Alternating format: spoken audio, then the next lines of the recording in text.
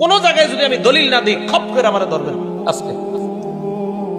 এইগুলো আল্লাহু আকবার বলার দলিল। এবার হইলো হাত কতটুকু উঠাবো, এই তো আচ্ছা মন দিয়ে শোনেন। কানের লতি নামে কোনো শব্দ শুনছেন? কানের লতি আমরা কিন্তু ছোটবেলা থেকে শিখছি কানের লতি বরাবর। টেনশনে বইরা গেলেন আপনারা, হুজুর লতির কথা কই পাইছেন এই প্রশ্ন করেও। লতির কথা এই 391 নম্বর হাদিসের শেষে আছে, মুসলিম শরীফ। হ্যাঁ, এই হাদিসের শেষে আছে। বর্ণনাকারী কাতাদা।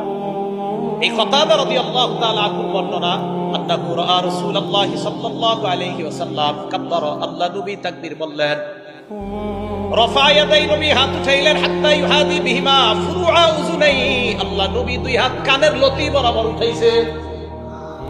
মুসলিম শরীফের 390 নম্বর হাদিস, কাঁধ বরাবর। বলেন কাঁধ কি বরাবর? কাঁধ।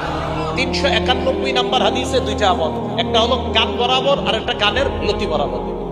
এখন আসেন, হুজুর কাঁধ পাইলাম, কান পাইলাম, লতি পাইলাম, আপনারা আমার বক্তব্যে শিখান যে দুই হাতের বৃদ্ধাঙ্গুলি লতি বরাবর থাকা, এটা কই পাইছেন?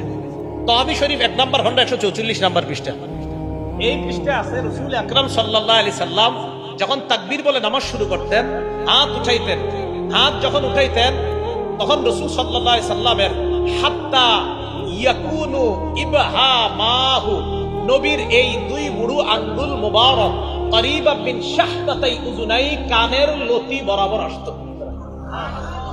এখন আসেন, এখন প্রশ্ন হলো হুজুর কাঁধ মানবো না কান মানবো না লতি মানবো? এটা হলো প্রশ্ন। আমি আরিফ বিন হাবিব বলবো, আমি এমন এক আমল করবো যে আমলে নবীর 3 হাদিসের উপর আমল হয়।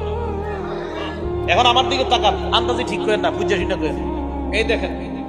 এই দেখেন বুড়ো আঙ্গুল কানের লতি বরাবর আছে। আবার দুই হাতের তালু দেখেন কান বরাবর।